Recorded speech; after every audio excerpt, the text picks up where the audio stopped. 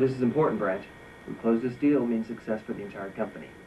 Can't give them much, though. We're stretching it as it is. Right. Now, who are we meeting to discuss the terms of the contract? Let me see. His name is Assad Hassan. He's their vice president of sales. Who? Assad who? Assad Hassan. Why? What's the matter? No, we're in trouble. Why? What do you mean? Brant, don't you know anything? That's an Arab name. Right. I think Assad's from Lebanon. Great. Now we'll never get a good deal. Why not? Don't you know that Arabs are impossible to deal with? They're so different. For one thing, it takes them forever to get to the point. They just talk and talk and talk and talk. It takes them an hour to say something that would take us 5 minutes to say. I tell you, it's going to drive me crazy. I see. You know, Arabs always hire their own family members. That's not good. It's bad business to have your family involved. Isn't your brother-in-law vice president of shipping and receiving? That's different. Another thing, they never admit when they're wrong. Arabs are just plain stubborn. Brant will be lucky to make a dime off this deal. Did you hear what he said? Yeah, I did. It's no wonder Arabs are so disliked. What makes you think they're like that? Well, you heard what he said. And you believe him? Well, why shouldn't we? All right. Could you give me an example of an Arab you know who is the way he described? Well, that's kind of ridiculous. Why? Because we don't know any Arabs. Well, exactly. So from personal experience, you don't really know if what that man said is true. He's got you there. See, that businessman is just repeating the same things he's heard from others who don't know anything either, and so the stereotypes continue. We all tend to believe generalizations, and generalizations are dangerous.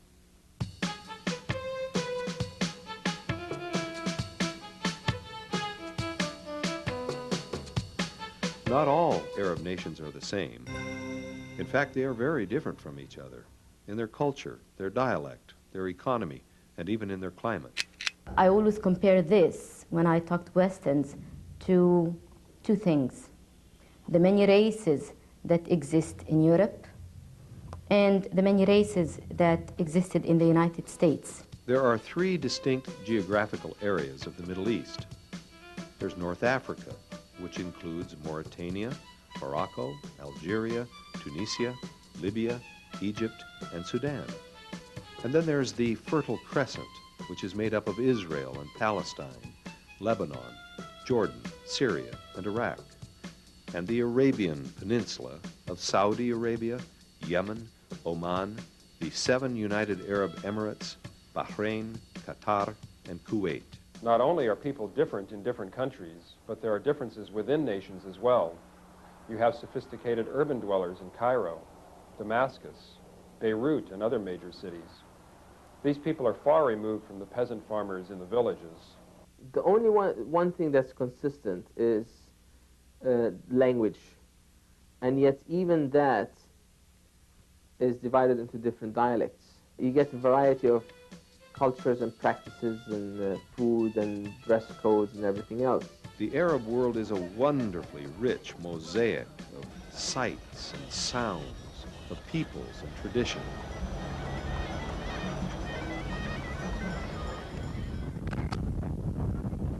Many Arabs were originally nomadic and tribal in nature. That led to a hospitable way of life which is very distinct. If you go to any Arab house, they'll tell you ahlan wa sahlan. And these two words are very important to understand, so you can get a little bit of feed on the background. Ahl means family. Sahl means a valley. So you've arrived in a place where you have a family and a valley. And a valley is very, very important because the Arabs, as nomads, found it very nice to find a valley where they can have water and food. It was a vital thing for them. So when you arrive to a place, you've arrived among your family and in a valley where they can offer you a lot.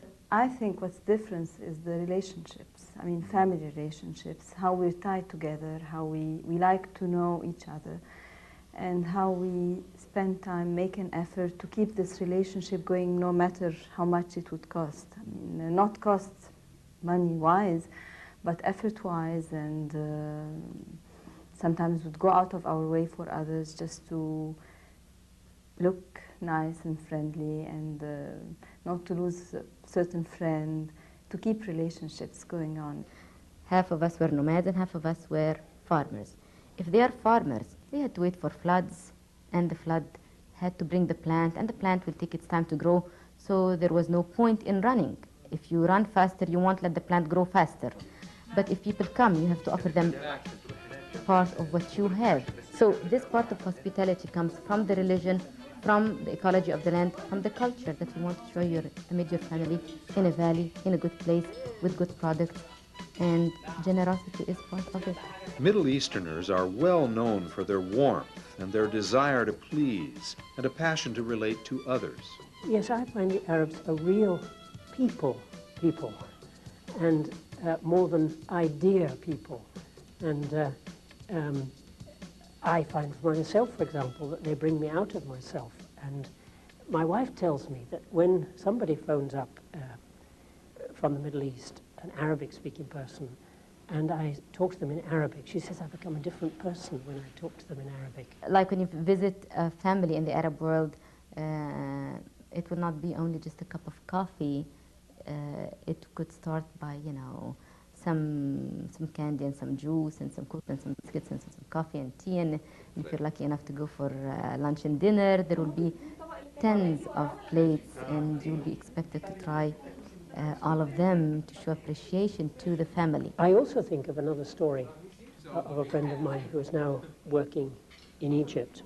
He left Egypt as a teenager, and he was told by an Egyptian, as he was trying to relearn his culture, he said, you know, in this part of the world, you honor people more by visiting them in their homes than by inviting them to your home.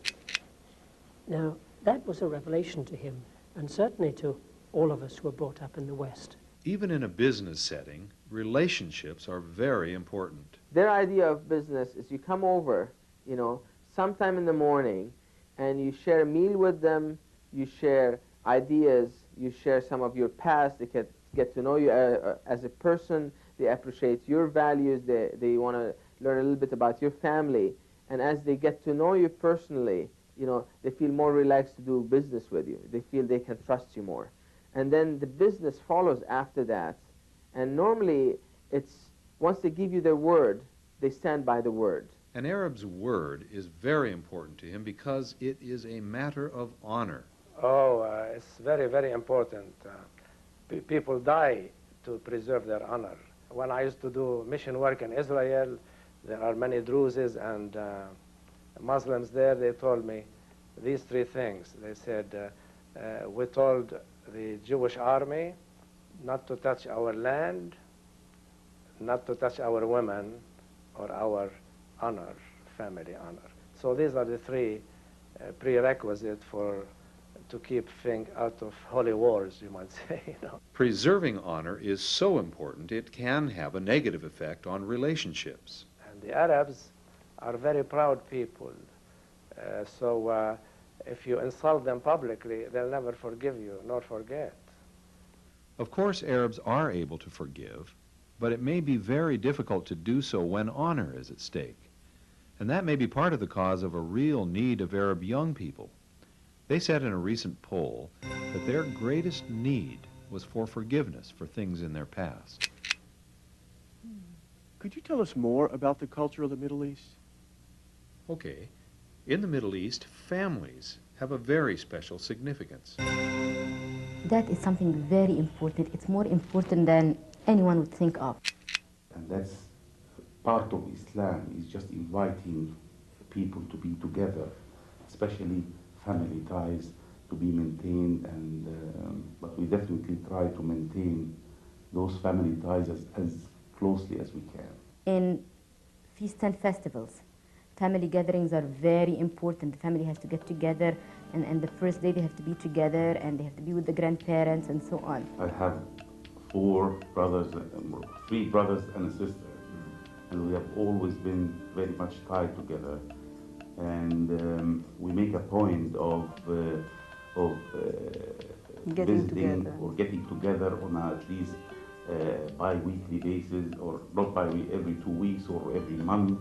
How the children need to respect their parents, how the parents need to take care of the children, how overprotective the parents in the Arab world are on their children, the fact that children do not leave their house at the age of 18, as most of the Westerns do, or once they get to college. No, they stay in the family house till they get married, and this applies to both girls and boys. The Arabs have managed to preserve something which we in our own society have lost. That is the importance of the bond of loyalty in the family, the seriousness in which commitments to family are taken. And along with this, you have the seriousness with which Muslims approach their whole system of morality. They see it as something that comes from God. I would say it is much easier for me to live as a Christian and to raise my family as Christians in Egypt than in Canada, where I was for 18 years. And as people say, isn't it rough to live in Egypt? I said, no, you have it rough. I don't know any of my close friends who've been divorced in the last 13 years in Egypt. My daughter at school doesn't know any of her friends of any kind or sort who've had premarital sex. That's a blessing. I bet you we could learn a lot about stable and loyal families from the Arab world.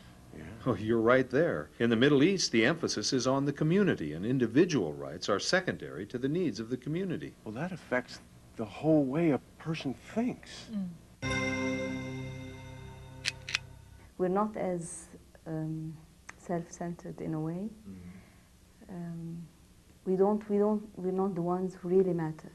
Sometimes I would do something that's not suitable for me, or maybe not suitable for my setup, just to please or help a dear person or a friend, and sometimes a person who's not really that important to me, but I think I should make the effort. There is one other factor which affects the culture of the entire Arab world. That is their belief in God and in the religion of Islam. In their everyday practices, they refer to God and they give God the thanks and the blessings and for everything they do, and they acknowledge His presence with them every step of the way. Islam has, in addition to the practices, to the prayers and the fasting and so on, the laws of life.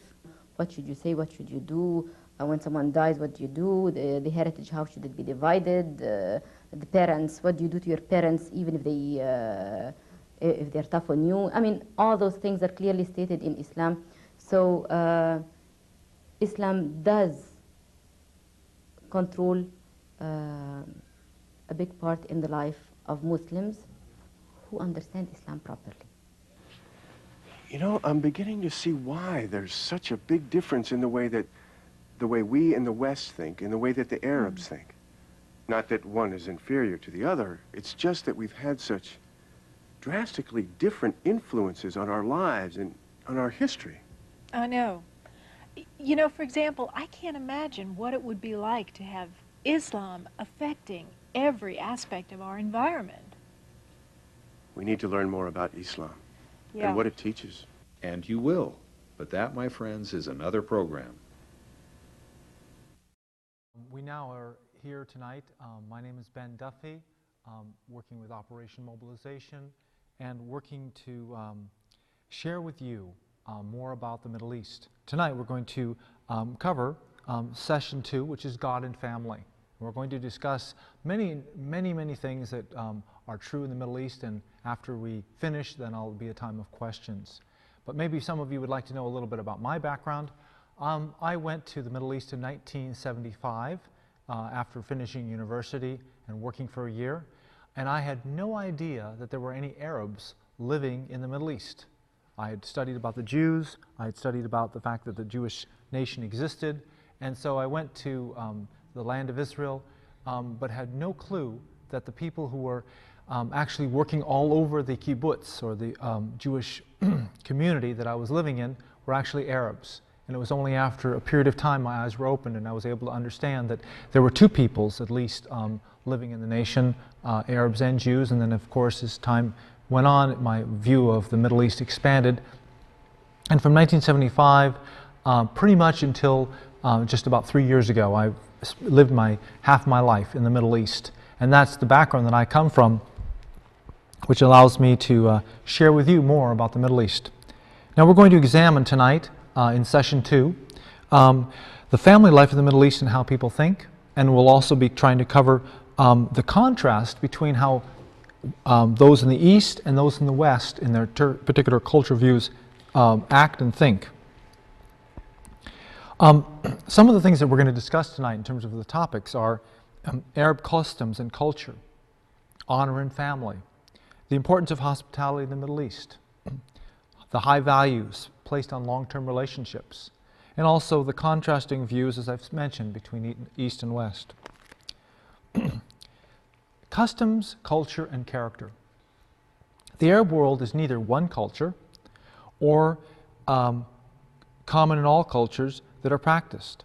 In other words, as we look across the Arab world, we see those in North Africa are distinctly different in terms of how they speak to each other than those who live in the Egyptian region. And also, if we move over to the Gulf region, there are 3 distinct languages. But also, there's also in every country, in every section of every country, slightly different, varying cultures, cultural values, foods, dress. And so it's a mosaic, as was mentioned in the video, a mosaic of the Arab world is many mosaics all put together into one large mosaic of similarities and diversities. The various ethnic groups differ greatly. You have groups such as the Berbers in North Africa, which differ culturally, linguistically, in terms of mindset, very different than the Arabs who live maybe next door to them or live in another region of the city which they live in or of the country. Yet there is a common thread between the culture and the heritage of the people, because they see themselves as the Arabs of the Middle East who come from the roots of Islam and Muhammad, and we'll be covering that more in the future. Now, some of the illustrations I'd like to give have to do with for example, the Arab coming to the West. He has values in the East where he needs to be asked several times if he's going to want something. And then once that happens, out of a cultural humility, he will refuse often until it's pushed on him or forced on him, and then of course he'll receive it, and it's almost like a cultural game. But an Arab coming to the West may not, I mean, he will not touch your food if he's brand new here, he's going to be trying to learn the ropes. He won't actually touch the food you put in front of him unless you offer it like 3 times. He'll always say to you politely, no, thank you, no, thank you, no, thank you. But that actually is the way that you're supposed to act in the Middle East in terms of just politeness. And those who come here quickly learn that if they refuse once, they won't get a second chance. I've had friends tell me, you know, I was awful hungry and I was awful thirsty until I realized I needed to just say yes the first time. The Westerner honoring a family to eat with him, and what may happen at a meal. What we saw in the video and what we need to understand is when you invite a family to you, they may come, or like even an Eastern family that comes to you, you may actually just talk with them at the table, never thinking how important it is that you're presenting to them from the time they walk in something to drink, and then a snack, and then fruit, and then maybe cookies, and then maybe some nuts, and then you are making a cup of coffee or tea in the kitchen while you're talking to them, telling them please don't leave until the tea is done or the coffee's done. It's on the fire. And their idea of hospitality is very different than our idea. I've gone into many homes in the West and I've been sort of made to feel a little bit uncomfortable because nothing was offered to me. Not even a cup of water. It wasn't part of the equation in the West where you automatically get all these things presented to you. The idea of you having someone over to your home, you think is a great thing. You know, I'm showing hospitality. But as we saw in the video, you going to their home is even a greater honor. you are actually blessing them or helping them by showing up at their door and showing an interest in their lives by going to visit them. The idea of hospitality is so very, very important in the East. We need to realize how important it is, so that when we do go visiting Arabs, their greatest joy is to be able to show hospitality. Now, there's a number of customs among the Arabs. There's a custom of generosity. Arabs are so very generous. Now, part of that is because of their theology. Now, many Muslim Arabs will be very generous because they are realizing that their salvation is in part tied to their generosity. The more generous they are, the more they earn points for heaven. And on the other hand, it's part of the culture, giving, giving, giving, even when they don't have. Relating in social settings between men and women. The whole aspect of guys sitting around with girls, and girls sitting around with guys that's unguarded, uncontrolled, is taboo there. Everything has to be done properly, and there's much more of a Victorian spirit. Men meet with men, women meet with women, and it's, you know, if there is any interaction, it's done very, like, with much reserve. It's not just a smorgasbord of whatever. Relationships are a priority. This is tantamount to the most important thing I would say, that relationships are everything. I had a friend just call me from the Middle East 2 days ago, just reminding me of how much he cares about me. And it's been 3 years, and I may have called him once, and he's called me several times. He wants to continue to preserve that relationship no matter what the cost is to him personally. The idea of the TV. Now, you may walk into a home and you may say, how are you? I'm fine, great, great. And then they may just go over and they may turn on the TV, and you think, what in the world? You know, you're trying to have a conversation with them and they've turned on the TV. Well, they've turned on the TV because that may be what they understand to be the greatest act of hospitality that they can show you. Because they're giving you, they want to give you their very best, and one of the best things they can do is turn on the TV, because that's full of all sorts of programs that might entertain you. They want to make you feel comfortable. Then you might feel like, wow, I'm trying to talk to this person about the Lord, and they're turning on the TV. But in fact, that's all part of their culture. Welcoming strangers. One of the things is that, welcoming strangers is very, very important for the Middle Easterner. It's at a Bedouin encampment. I've gone where there's been a sheep sitting on a tripod, and I've shown up, a total stranger. They've invited me in. They've fed me with everybody else. They've cooked the meat and brought out the vegetables and all the rice, and we had this beautiful 3-course meal, and they didn't even know what my name was. And that's the point, that at a Bedouin encampment, a rural setting, you know, even an urban setting, welcoming strangers is very, very important. I've gone into homes of people all over the city, you know, young modern couples or with religious couples. It'll differ, because with modern, you know, people who are like trying to be very much up to date, you'll be talking to both the men and the women. There'll be a lot of interaction, where if you're with a religious couple, the man will be talking to you, and if you're with your wife, then she will be sent off into another room to talk to the wife, and there'll be a separation of the two. In the family in the Middle East, it's different in terms of the father's role and the mother's role. The father is often out. He buys all the food. He does all the shopping. He's out to, takes care of all the practical things in terms of the household. And the mother's role is to raise the children and to be home and to cook the food. And it's much more traditional.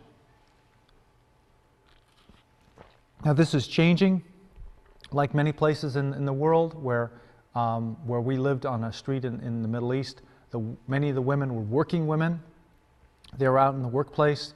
They were spending their time 6-8 hours a day working at a job, and they would come home, and their husbands then their roles would change, and then they would be helping in the house with the chores, where in a traditional setting, the man would never touch anything. He would simply sit, and the wife and the sisters would do everything in the household. Very different in terms of their situation than our situation. Always being ready for guests is very, very important to understand.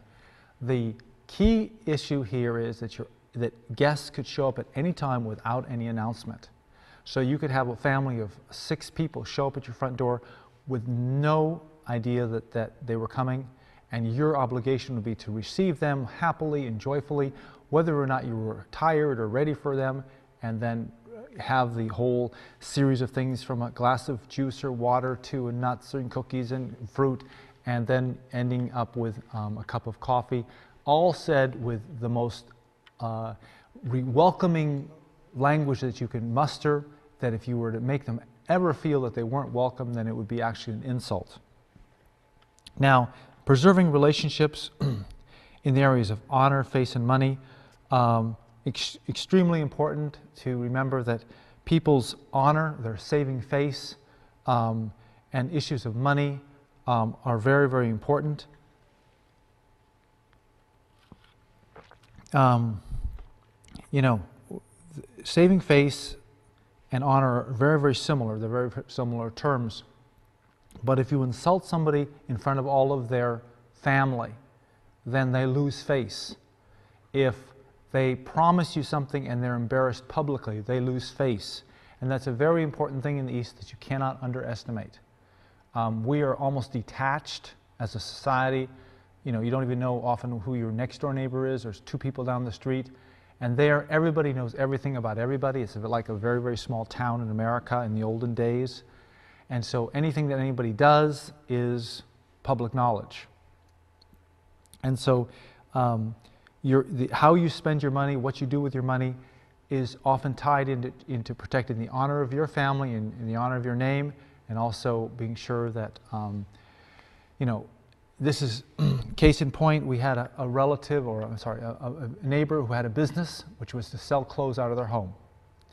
And the point was that all the relatives would come and promise to pay them. And they would take things. They would take, like, whether a shirt, a pair of pants, and everything, and they would never pay them. And the point was that to save your honor and to save face, you wouldn't go after them like a bill collector. You would have to wait until they paid you, because it would be embarrassing to them and it would be embarrassing to you. You could maybe ask them once, but then you couldn't pursue them.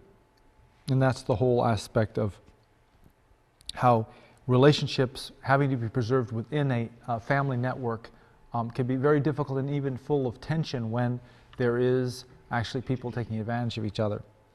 Now, the separate play between boys and girls. This is something which we'll see again in our lessons, but the point is that there is among Muslims there's a distinct difference. Girls play with girls, guys play with guys. When you get into high school, maybe someone has a girlfriend or boyfriend, but it's very secret. It's not public. It's not done publicly. They don't go off together, or if they do and they get caught, it can be a lot of repercussions. The one thing about it is that when you have Muslims versus Christians co-ed play, that is that in a Christian school you'll have girls and guys playing volleyball together.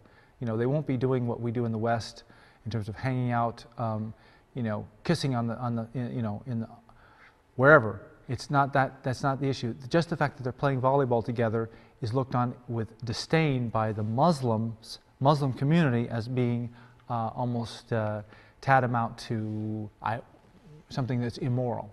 And so you have a difference in terms of the 2 cultures, where the Christians are much more westernized, and they feel that it's okay for girls to play volleyball with guys, and there's much more social interaction. In the Muslim situation, there's not. And one of the things is that in the Muslim belief is that there are always 3 people in a room. That is, if there's a girl and a fellow in the room, there's the guy, the fellow, and Satan, that he's always tempting, which is probably not such a bad idea for us to remember that indeed that is true, that there's a temptation there. And then the separate social networks between men and women is often something which we don't know about, where women have a whole network of other women that they relate to and they talk about and they discuss things with, and men have their own social networks. Now, the way of dressing, there's Western dress, and that is often very common throughout the entire Middle East. And then you'll have these older gentlemen who will be dressed in beautiful Arab garments that have a little band on the lapel, and it says "Made in London" in English, or "Made in China." And so it's often, the irony of it all is that the very thing that they're wearing, which is supposed to be so Arabic, is actually made in another region of the world. Now, you have headdresses, and what do they mean? There's usually at least the white headdresses that are seen in pictures, those are of the peasants, the peasant farmers. Now, the fact that it's white and peasant farmers, that's looked on as basically a negative thing. It's like they're just dumb, basically just dumb farmers. And the white is really not looked on with lots of esteem. Then you'll have the red and the white keffiyeh that's quite world famous. You'll even see it out on the table there. And that happens to do with the Jordanian monarchy in Jordan. The red and white is their code of whatever. It's a keffiyeh, that's the Arabic term, and that represents the Transjordan or the Jordanian regime. And black and white, of course, is the Palestinian. It's worn throughout the world by college students in Europe, in America. And the turbans, etc., have various meanings, but partly that you'll go down in through Sudan or you'll go through Egypt, and the turbans have the practical realm of being something that you unwind when you're going through a sandstorm, and you can use it to cover your mouth, and it can protect you both from sun and from the wear of sand. And there are various turbans of various colors throughout the Middle East, and it's a mosaic of different colors. Shorts on men. This is something which we might not think about, but anybody who's over 15 is expected that if they're not having a sport or they're not going swimming, they don't wear shorts in town. It's just thought of not on. Fellows, they wear jeans or long pants. Older men usually don't wear jeans, they wear slacks. There's a whole series of things that's just not on. And there are exceptions made in bigger towns, and there are even people who wear shorts because living, for example, in Israel, where the dress code among Jews is very different. It's very, what do you call it? Anything goes. Shorts, tank tops, everything else on men, it's cool. And so the Arabs often will vary on this cultural rule that men over 15 don't wear shorts, but in general is thought of as not cool. Modesty among the Bedouins. My wife went to with me to a Bedouin tent, and the women took her into the women's section. And there, she was dressed from, like, you know, she had a scarf on and she had a dress on and everything else, but her feet were seen. And so the Bedouins found that was a bit offensive, so they got towels and they covered her feet, as that was like something that you didn't want to be seen, that shouldn't be seen. But then, you'll have women breastfeeding, but making sure that their feet are covered. So right there publicly, breastfeeding, So anyway, it's the bottom of your shoe. That is something which is very important to remember, that when you're in an Eastern setting, it's very similar anywhere in the East, that you don't want to lift the bottom of your shoe to point towards the person that you're facing. I have an American friend who was in his home in Bethlehem. He was welcoming this Arab couple that had come to see them, was really, really happy that they were there, and so unknowingly, he sort of fell back into what the Americans call, "I'm so happy that you're here, I can put my feet up on the table" situation. I'm so relaxed about your presence. And so you can already know that that couple made a simple excuse why they had to leave suddenly, because his feet were actually crossed and pointing towards this couple. and they didn't come back into his home for a year, and he didn't even have a clue what had happened until they explained it, or somebody explained it to him. So we always have to remember that the bottom soles of the shoes are looked on as the dirtiest part of the body. And even in Indonesia, where a girl was playing around with some fellow students, and she took off her sandal and she threw it at one of the boys in fun. She was an American. She soon found herself on trial for offending and doing something that was even vulgar. So we always have to remember these small things that matter. Now, there are various customs.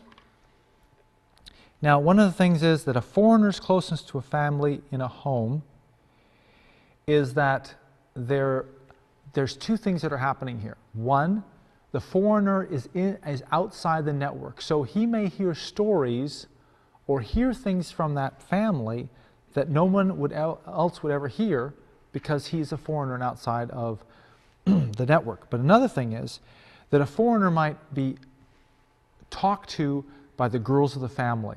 You know, there will be older brothers there, but the girls will talk to him, he being like a fellow who's visiting other fellows in the house, will talk to him and be really, really friendly, and even go so far as even to slap him on the arm.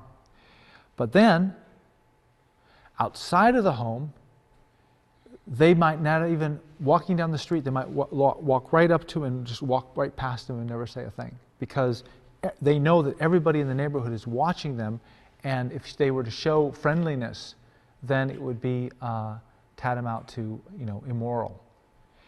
How to relate to the same people on the streets. To the men, you know, the idea is that men relate to men.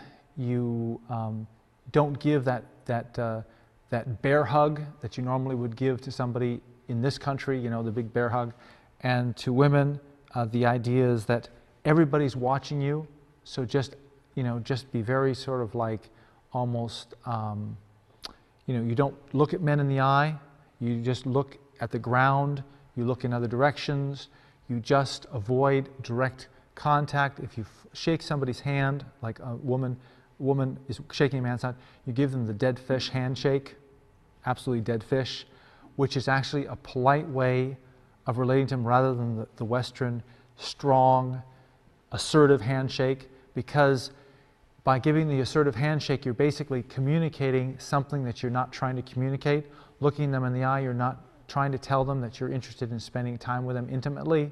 You're trying to just be very modest, and modesty is crucial because they can misinterpret any intention that you have as a Western person, Western woman, as being a come-on. Okay? So by the fish handshake and averting your eyes and not looking them in the eye, you're basically acting very much more like a Middle Easterner, and you're not saying, I'm coming on to you. I know it sounds strange, but they've watched enough videos and they've seen Dallas and American-style wrestling to know what our Christianity is all about. Understanding the contrasting worldviews of Westerners and Easterners. Now, thinking like an individual is something which we take great pride in. We are trained to think like individuals. We are asked and challenged to think like individuals. But then we come to the East and they think like a group. Now, not only do they think like a group across the Middle East, but they think like a group as a family, they think like a group like as an extended family, they think like a group like a tribe, they think like a group as a city, as a culture, as a nation, and as a whole. We have to remember that the group think. Now, it's harder for them to come to personal faith. Hospitality as a gesture is what we do in the West. If I give you a cup of water, I give you a cup of water. If I don't give you a cup of water, hey, you know, I've done enough. Hospitality is a duty in the East. Everything goes. If I don't show you hospitality that's successful or significant, then I really am not really wanting you there. The world of men and women merging is something which we have happening all the time. Men and women are merging. They're always in each other's.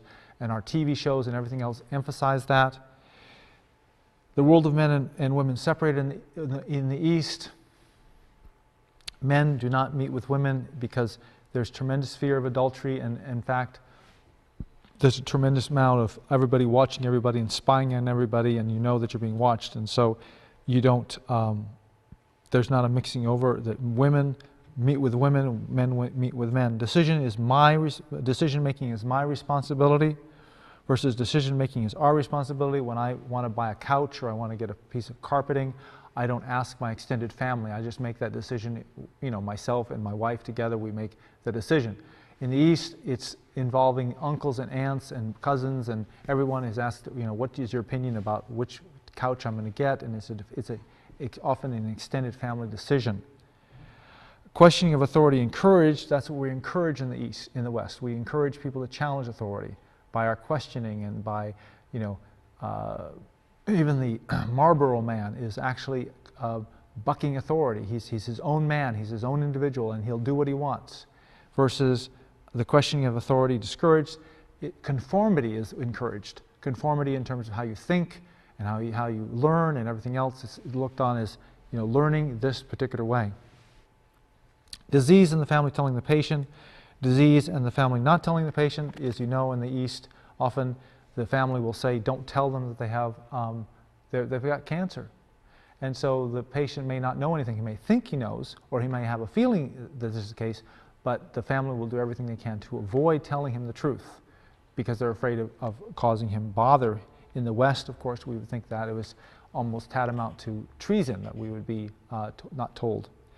Marriage and family in flux, marriage, family stable. In the West, we're all struggling with keeping our families together, marriages together. In the East, marriage and families are much more stable. You're surrounded with families that aren't going anywhere. They're not going to get divorced. They just hang in there. They stick it out. And there are in our street of 20 homes, there are two couples. One couple got divorced a number of years ago, and there's another couple who are separated, but it's an exception to the rule. Okay, you just stick it out. Public displays of affection appropriate in the West, but in the East, public displays of affection are inappropriate. I was on a street where there was an American woman who was a volunteer, a Baptist volunteer leader who was greeting her, like her short-term workers, and they came up to her on the street in Nazareth, and she gave them each a bear hug. Now, she didn't do anything immoral or wrong, but it was such a shock because it was so different than anything around you, because men and women were not even holding hands. Okay? Hospitality, secular life and faith separated, secular life and faith integrated. These are values that are very important in the East, that the two are all connected. Everything is connected in your life. Where we separate church and state, we separate our secular life and our faith. There's a separation there, which actually is not supposed to be the case in our Christian's life. Everything's supposed to be integrated, but as a culture, we separate the two. Visitation and family visits, it's stated the same on both, but what I want to try to explain, wording-wise, hospitality and family visits in the West is where I go to visit my relative in the hospital, and maybe I make one visit every several days, and the person may not see anybody else. In the East, it's a family obligation to go see the person. So that person who's in the hospital and might be even sick, they are faced with a massive amount of visitors. In fact, sometimes when a woman has a baby, she goes home to try to get some rest because they've had so many visitors from all of her relatives that she's exhausted. The genie, as seen in the movie Aladdin versus the jinn in Folk Islam, we need to remember that we are decreasing the spiritual understanding. The genie in the East is a fearful spirit that the people take seriously. In the West, we make fun of it, thinking that it's a purple, almost a purple servant. But in fact, the genie is the word for jinn in Arabic, and it is indeed looked on with serious consequences in the East. So there's a contrast between our understanding of satanic forces in the West. We don't take it seriously, where the Arab does. Now, the ways of thinking in the Arab world. Now, we've talked about these before, but these are very important in understanding that they are part and parcel of the tapestry of what you are facing when you go to talk to an Arab. Okay? You're not just talking about all the things that we just talked about.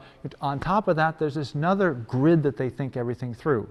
They're both historical, they're political, it's all united. It's all one big sticky ball.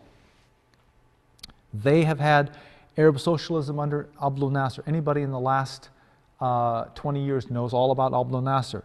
Communism has swept the Middle East, you know, in terms of the Russians being an influence, and now they're back in Israel, and they're trying to be an influence in the Middle East. They're trying to extend their influence. Fundamentalism of Baathism in Syria and Iraq is a secular socialism that have a particular slant on it, and that actually influenced the lives of millions and millions of people. Fundamentalism is a trend that's happening in the Middle East today, both Islamic and Jewish fundamentalism. The Islamic Brotherhood. Sayyid Qutb is actually the patriarch, the literary patriarch of Muslim fundamentalism. He was killed in the 20s in, I'm sorry, he wasn't killed in the 20s. He was killed by Nasser before Nasser was died. But the point was his writings have continued on to influence Muslim fundamentalism throughout the entire Middle East, and he is quoted extensively. The Jewish fundamentalism, which is growing in strength, the Bloc of the Faithful in Israel are the main proponents of settlement in the West Bank, and they've moved over 300,000 people into the West Bank to live in very large villages, extended cities, with beautiful lawns and shopping centers and everything else. So that's one of the things why it's so difficult for the government to move them out, because they vote as a bloc. They vote, 300,000 people will vote as one against the government, and so it's really hard for them to move them. Again, Americanism, which of course is MTV, Dynasty, American style wrestling, they equate that to our American Christianity. Now, one other aspect of thinking in the Middle East is the idea of folk beliefs. Now, folk Islam is a very real thing. It's how people think, it's how people feel, it's how people perceive their reality. And coffee ground reading is crucial. We have tarot card reading here in this country. I pray against this constantly whenever I see one of these houses. But people will read your coffee cup. They will. The grounds, after you've drunk your coffee, your thick cup of Turkish coffee, they will look at those grounds and they will tell you this is your future. Another thing is the idea of curses, that people can put curses on each other, and that's a very prevalent part of folk Islam.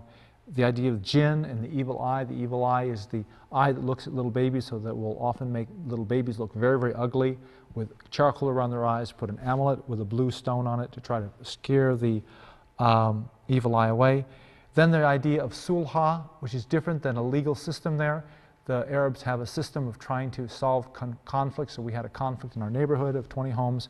There were 2 homes that were constantly fighting all the time, whether it was with reinforced concrete bars or knives or eggs or paint. And so the street called a sulha, which meant that the people in both houses had to come under pressure from the neighborhood to the home of one of the older respected leaders in the neighborhood, and they had to sit down and publicly say, we're not going to do this anymore, we're not going to keep fighting anymore, we're going to stop, because it became so difficult. And they drank the black cup of coffee in the house of the sheikh, or the respected peacekeeper in the neighborhood. And that cup of coffee was supposed to be a signet that we stop. Now, unfortunately, it's only a black cup of coffee, and people have got a sinful nature, so there would often be blow-ups, but then they would be reminded, you drank the cup of coffee, so stop. And so that does have some sense of a staying power. And again, we're going to prayer. We're going to go and have a time of prayer, and then we will open it up for questions.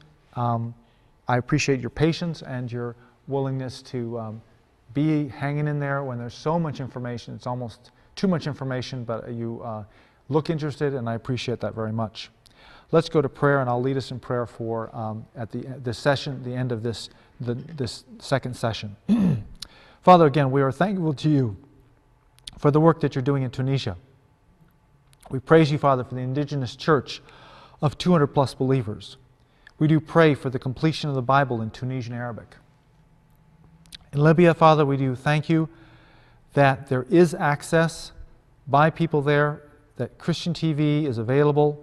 Sat7 is broadcasting in that area, and radio is also available in this very closed country.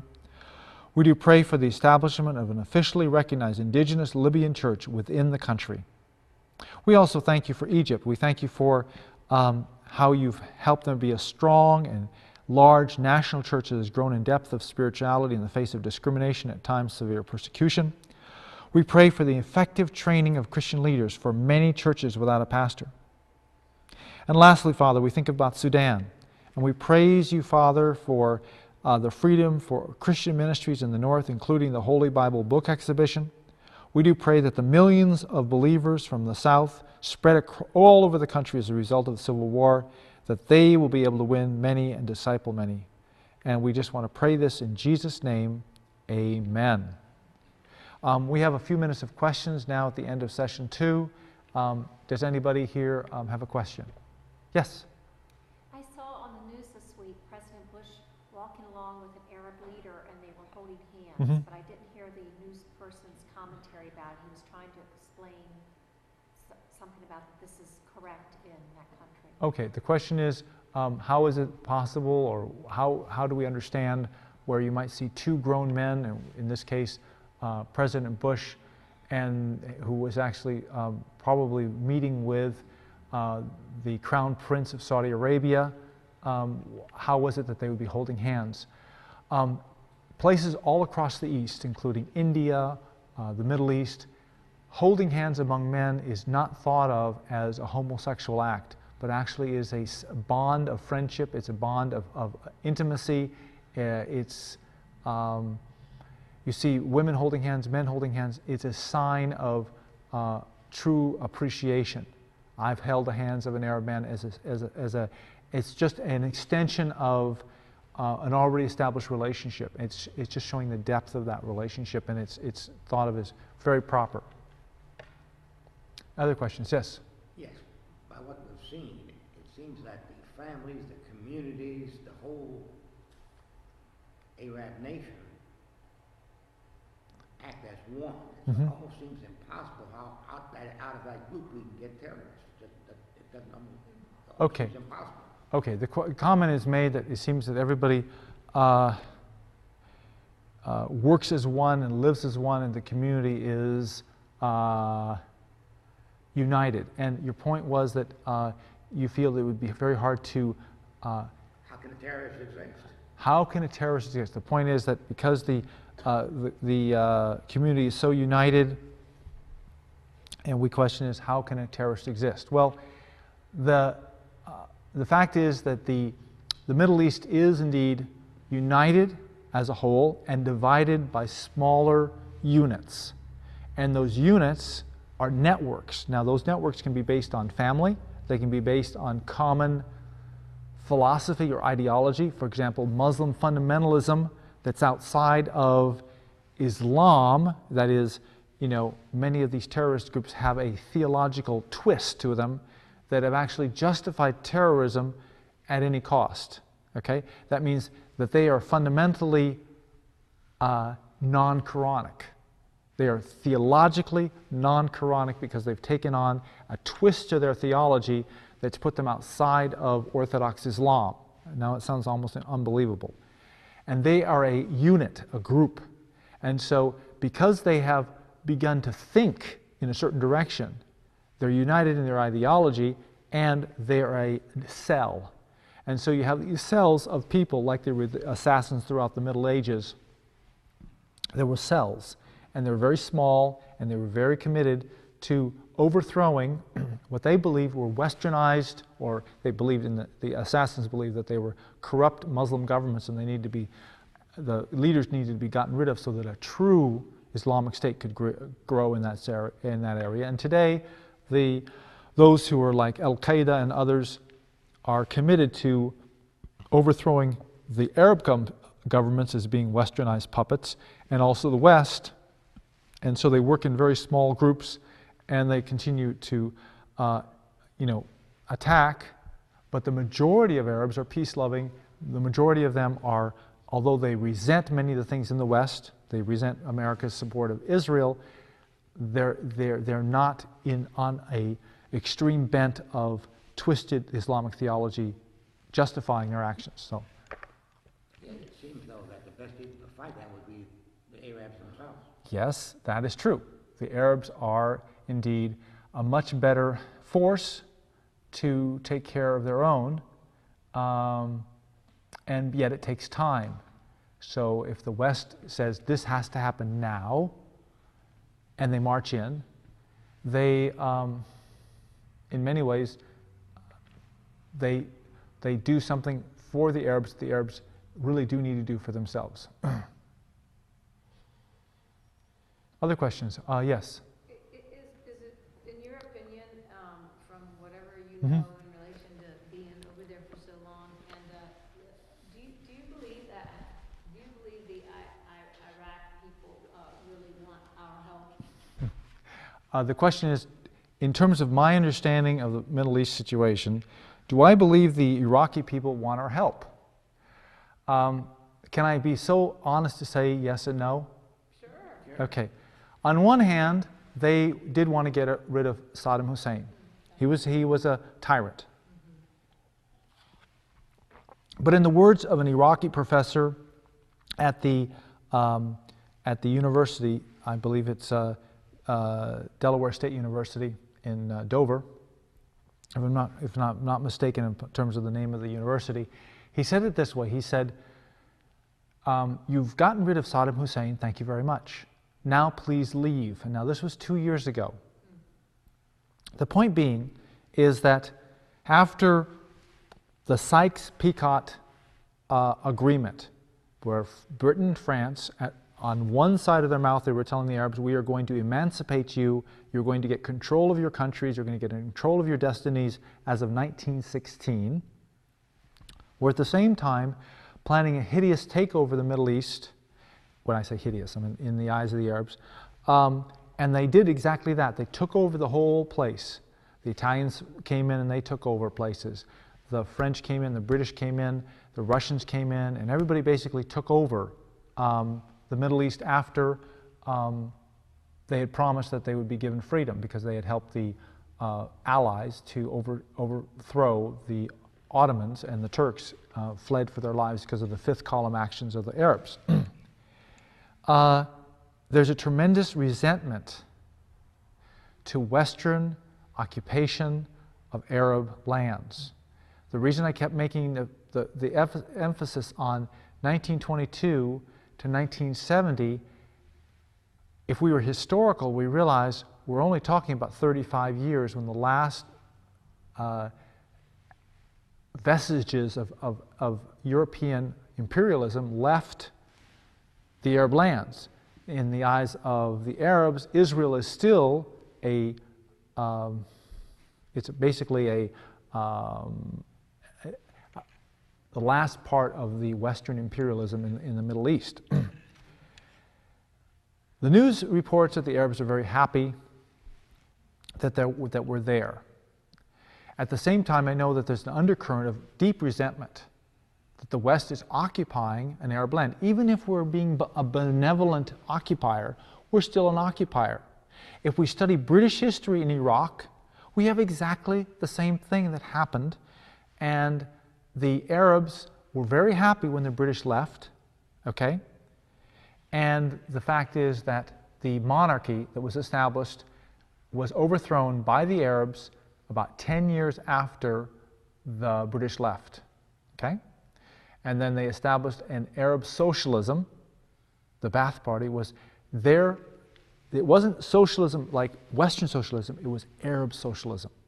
There's a tremendous feeling of a resentment of the West that they take over things. They want the control of their own destiny, and at the same time, because they live in a groupthink mentality, it's very hard for them to take the initiative to do something about their circumstances until they have a strong leader.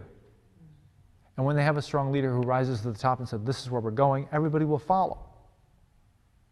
And so Saddam Hussein offered the people a security, even though he was very harsh. But if you take a moment and you realize that, like the book says in Beirut to Jerusalem, it's a famous book that is a secular textbook, but it does talk about the Arabs and the Jews and how they think, that the Hama factor, that is, the reason that that President Assad, through his brother Rafiq, crushed very severely the rebellion in the city of Hama about 20 years ago with a vengeance that was just unbelievable, killing 40,000 people, bulldozing their houses down, was that if you don't crush resistance in a country, it'll crush you. And you have to show absolutely no mercy. So in that way, Saddam Hussein showed no mercy because he knew that if he showed any sign of weakness, then people would seek to overthrow him. And so that's called the Hama factor, which is important to understand. Why can Arabs be so cruel to Arabs? It's just because they can be extremely insecure and Gaddafi has absolutely, totally taken over the country in 40 years. He came to power and he has so many people spying on each other, and but he stays in power because he has absolute total tyranny there. Now, the idea of democracy working in the Middle East, it's a nice idea, but it flows totally against, in many ways, what's already existing there. It does exist to a certain degree in Lebanon, and it does exist pretty in terms of the Palestinian territories, but there are very, very highly educated people. The Palestinians are extremely highly educated. We don't have that in every part of the Arab world. So I hope I answered your question. You did. Thank you so much. Thank you. Any other questions? It's late. I don't want to keep anybody, but do you have any other questions? Yes. As Americans, how should we act when we go over to the Arab country? We should act, quite honestly, the question was, how should we act when we go to the Middle East or we go to an Arab country? Firstly, we need to walk with extreme humility. We as Americans don't have all the answers. In fact, we can be dogmatically sure that we know what we're talking about and then find out later that we were dogmatically wrong. We have to realize that there are a number of different ways of looking at the same situation. One man's terrorist is another man's freedom fighter.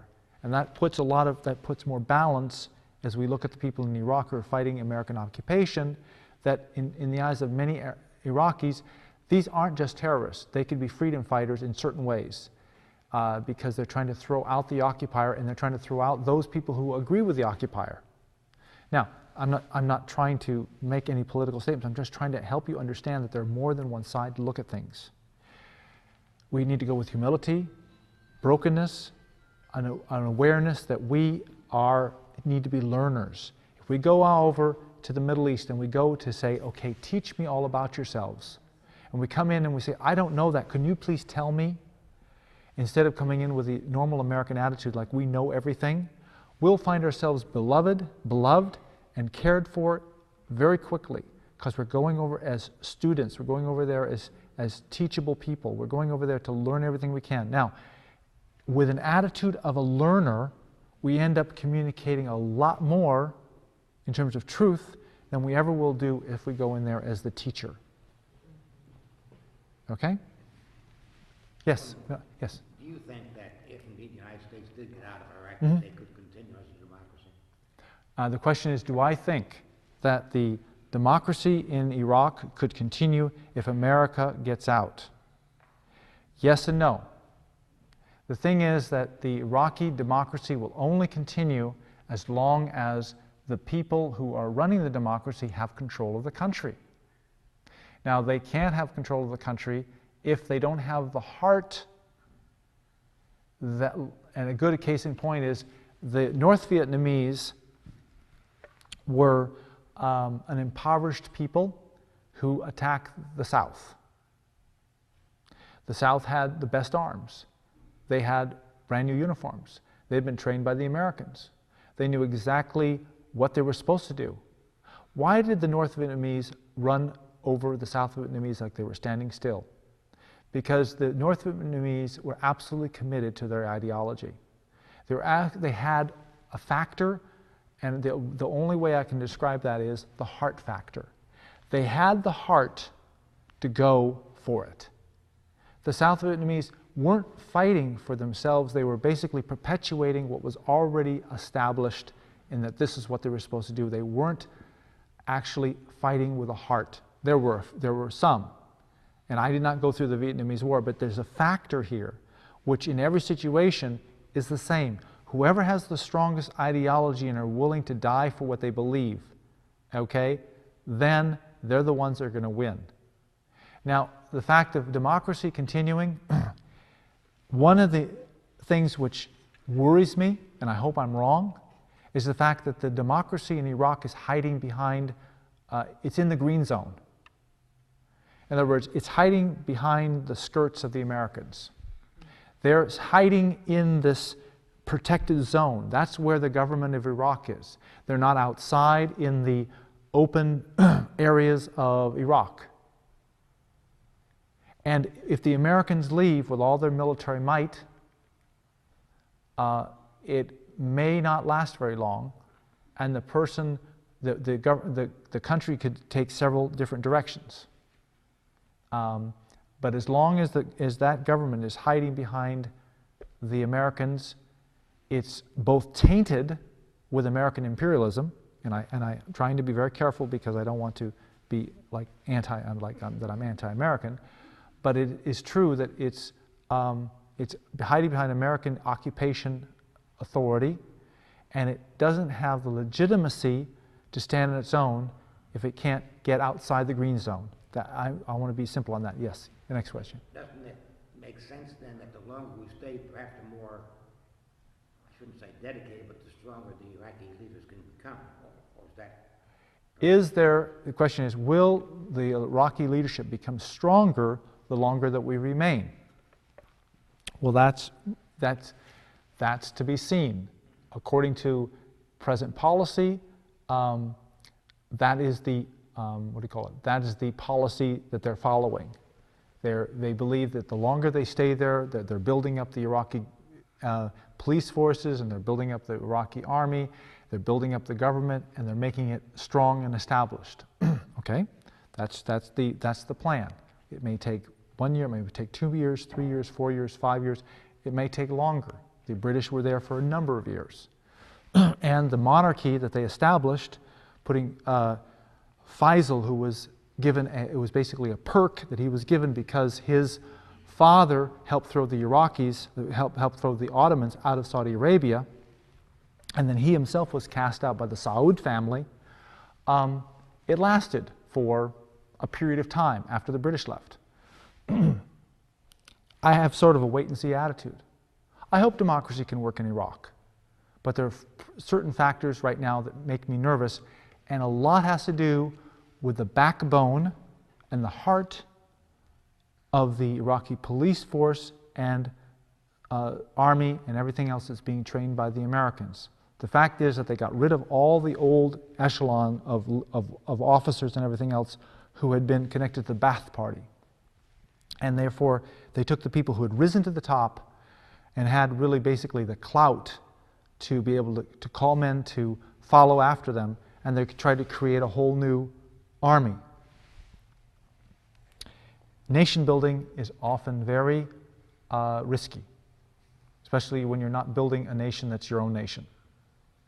So that's, I think, enough said.